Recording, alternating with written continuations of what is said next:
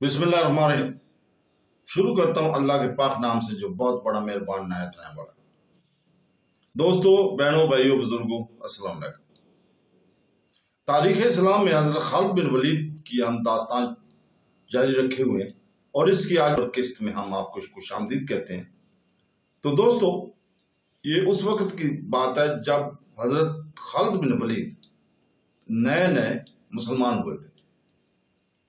तो दोस्तों, मदीना इतला पहुंच रही थी कि कबीला गस्सान मुसलमानों की बढ़ती हुई ताकत और इस्लाम की मकबूलियत को रोकने के लिए मुसलमानों को ललकारना चाहता है और जंगी तैयारी में मसरूफ है। यह भी सुना गया कि गस्सान का सरदार आला रूम के बादशाह हरकुल के साथ दोस्ती करके इसकी जंगी ताकत भी मुसलमानों के खिलाफ इस्तेमाल करने की कोशिश कर रहा है। रसूल पाक सल्लल्लाहु अलैहि वसल्लम ने अपना एक एलची, जिसका नाम तारीख में महफूज नहीं, गस्सान के सरदार आला के यहाँ इस पैगाम के साथ भेजा कि अल्लाह के सिवा कोई मामूद नहीं और वो वाहिदुल ला शरीक अल्लाह और इस्लाम एक मजहब और एक दीन है। बाकी तमाम अकीदे जो मुख्तलिफ मज़हब की सूरत अख्तियार कर गए तोहमात है और ये इंसानों के बढ़ाए हुए हैं। रसूल पाक सल्लल्लाहु अलैहि वसल्लम ने गस्सान के सरदार आला को कबूल इस्लाम की दावत दी। नबी करीम सल्लल्लाहु अलैहि वसल्लम ने यह पैगाम इस ख्याल से भेजा था कि पेशतर इसके कि कबीला गस्सान रूम के शहनशाह हरकुल की जंगी कवत से मरूफ होकर असायत की आगोश में चला जाए। ये कबीला इस्लाम कबूल कर ले और इसे अपना इत्तेहादी बनाकर हरकुल से बचा जाए। खुदा की कसम, इससे बेहतर फैसला और कोई नहीं हो सकता। खालिद ने एक महफिल में कहा, हरकुल ने फौज कशी की तो यूं समझो कि बादल का तूफान आ गया जो सबको उड़ा ले जाएगा। गस्सान की खरीद इसी में है कि रसूल पाक सल्लल्लाहु अलैहि वसल्लम की दावत कबूल कर ले। किसी और ने कहा नहीं करेगा तो हमेशा के लिए हरकुल का गुलाम हो जाएगा। एक और ने कहा इस वक्त हरकुल कबीला गस्सान में दाखिल हो चुका होगा। इसके साथ जो फौज थी इसकी तादाद 1 लाख थी। गस्सान के सरदार अल्लाह को इतला मिल चुकी थी मगर वो परेशान नहीं था। वो हरकुल के साथ दोस्ती का हाथ बढ़ाने का फैसला कर चुका था। नबी करीम सल्लल्लाहु अलैहि वसल्लम का एलची बसरा को जा रहा था। गस्सान का दारुल हुकूमत बसरा ही था। एलची के साथ एक ऊंट पर लदे हुए ज़ादे राह के अलावा 3 मुहाफिज भी थे। बड़ी लंबी मुसाफत के बाद एलची मुता पहुंचा और इसने जरा सस्ताने के लिए अपने मुख्तसर सा काफिला रोक लिया। करीबी कबीला गस्सान की एक बस्ती थी। इसके सरदार को उतरा मिली कि 4 अजनबी बस्ती के करीब पड़ाव किए हुए हैं। सरदार ने, जिसका नाम शर्जील बिन उमरो था, मदीना के एलची को अपने यहाँ बुलाया और पूछा कि वो कौन है और कहाँ जा रहा है। मैं मदीना का एलची हूँ और बसरा को जा रहा हूँ। एलची ने जवाब दिया, मैं रसूल पाक सल्लल्लाहु अलैहि वसल्लम का पैगाम तुम्हारे सरदार आला के लिए ले जा रहा हूँ। क्या तुम कबीला कुरैश के मोहम्मद सल्लल्लाहु अलैहि वसल्लम की बात कर रहे हो? शर्जील बिन उमरो ने तंजिया लहजे में पूछा, पैगाम क्या है? पैगाम यह है कि इस्लाम कबूल कर लो। एलची ने कहा, और बातिल के अकीदे तर्क कर दो। क्या तुम ये समझते हो कि मैं अपने सरदार अल्लाह की और अपने मजहब की तौहीन बर्दाश्त करूंगा? शर्जील बिन उमरो ने कहा, अगर तुम जिंदा रहना चाहते हो तो यहीं से वापस मदीना चले जाओ, मैं बसरा के रास्ते से हट नहीं सकता।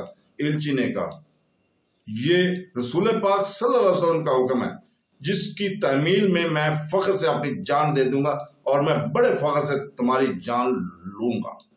शर्जील बिन उमरो ने कहा और अपने आदमी को इशारा किया। एलची के 3 मुहाफिज बाहर बैठे थे। अंदर से 3 आदमी निकले और किसी के खून आलूद लाश घसीटते हुए बाहर ला रहे थे। मुहाफिजों ने देखा कि लाश की गर्दन कटी हुई थी। उन्होंने पहचान लिया ये इनकी एलची की लाश थी। शर्जील बिन उमर बाहर आया, तुम इनके साथी थे? शर्जील ने मुहाफिजों से कहा, मुझे यकीन है कि इसके बगैर तुम बसरा नहीं जाओगे। इन्हें एक मुहाफिज ने जवाब दिया, पैगाम इसके पास था, जाओ मदीना को लौट जाओ। शर्जील ने कहा, और मोहम्मद सल्लल्लाहु अलैहि वसल्लम से कहना कि हम अपने कबीला और अपने अकीदे की तौहीन बर्दाश्त नहीं किया करते।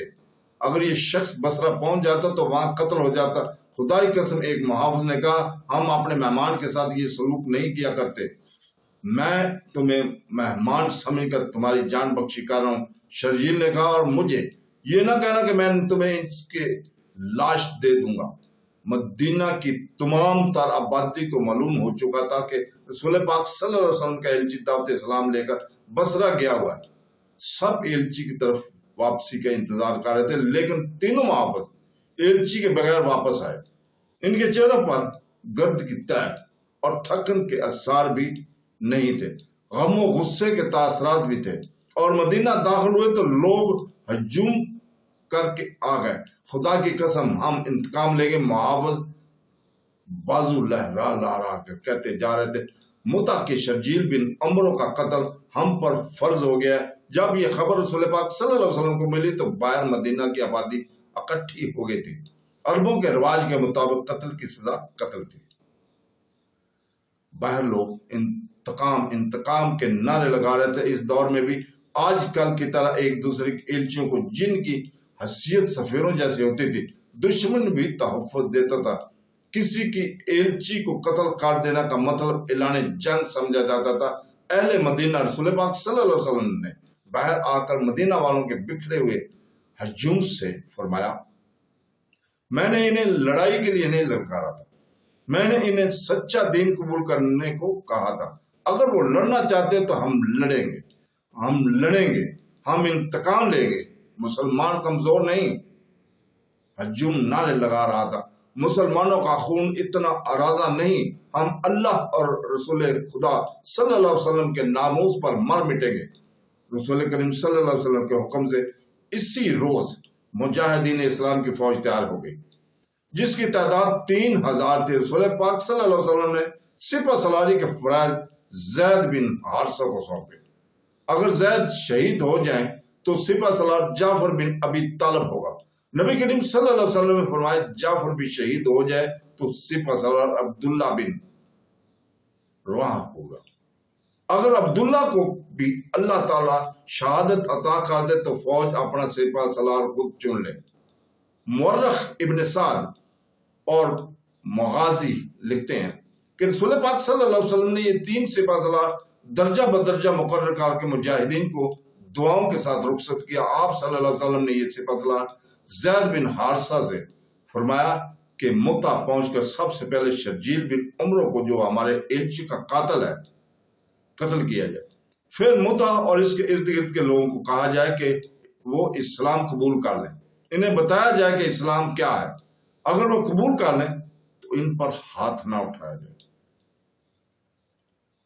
مجاہدین کی اس فوج میں خالد بن ولید محض سپاہی تھے، کسی کے دستے یا جیش کے کمانڈر بھی نہیں تھے۔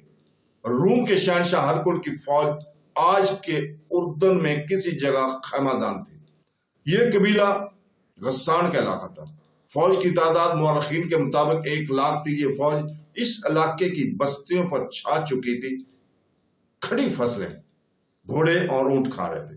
لوگوں کے گھروں سے اناج اور کھجوروں کے ذخیرے فوج نے اٹھا لیے تھے، اور جوان اور خوبصورت عورتیں فوج کے سرداروں اور کمانڈروں کے خیموں میں تھی۔ ہرقل کا خیمہ کناتوں اور شامیانیوں کا محل تھا۔ قبیلہ غسان کا سردار اعلیٰ ہرقل کے سامنے بیٹھا تھا۔ اسے ہرقل کی فوج کشی کی اطلاع ملی تھی، تو وہ بیش قیمت طائف اور اپنے قبیلہ کی بے حد حسین 10-12 لڑکیاں لے کر ہرقل کے پاس کو چلا گیا تھا۔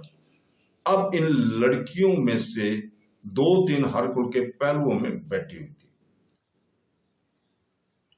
اور تم نے بتایا ہے کہ مدینہ سے محمد صلی اللہ علیہ وسلم تمہیں پیغام بھیجا تھا کہ تمہارا قبیلہ اس کا مذہب قبول کر لے۔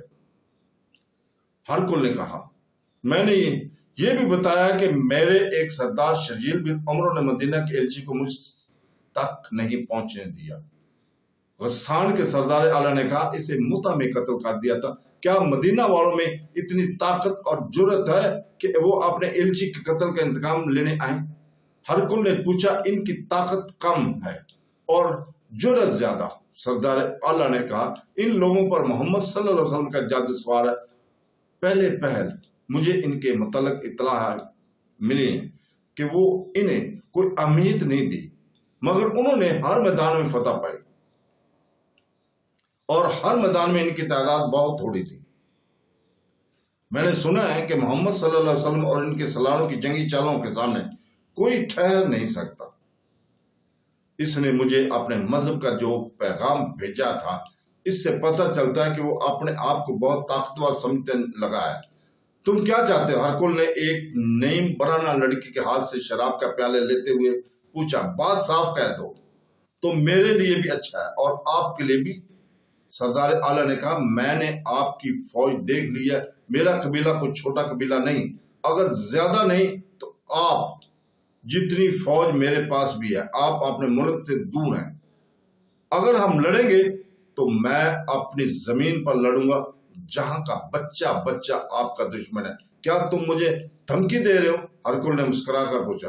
अगर ये धमकी है तो मैं अपने आप को भी दे रहा हूं। गसान के सरदार आला ने कहा, मैं आपको आपस की लड़ाई के नतीजे बता रहा हूं जो हम दोनों के लिए अच्छे नहीं होंगे। इसका फायदा मदीना वालों को पहुंचेगा। अगर ये बेहतर नहीं होगा कि हम दोनों मिलकर मुसलमानों को खत्म कर दें, मैं फतह की सूरत में आपसे कुछ नहीं मांगूंगा। मुता इलाका आपका होगा, मैं अपने इलाके में वापस आ जाऊंगा। हम आपस में लड़कर अपनी ताकत जाया ना करें। पहले एक ऐसी ताकत को खत्म कर जो मदीना में हम दोनों के खिलाफ तैयार हो रही है। मैं तुम्हारी तजवीज को कबूल करता हूँ, शहनशाह हरकुल ने कहा। फिर अपनी फौज को हुक्म दे दें कि गस्सान की बस्तियों में लूट मार बंद कर दे दूंगा। हरकुल ने कहा, मैं मदीना वालों के इंतजार में नहीं रहना चाहिए, हम मदीना की तरफ बढ़ेंगे। तो दोस्तों, इसके साथ ही आज हम इजाजत चाहते हैं कल तक के लिए। कल इंशाअल्लाह ताला हम इसी वक्त फिर आपके सामने अगली किस्त लेकर हाजिर होंगे। अल्लाह हाफ़िज़।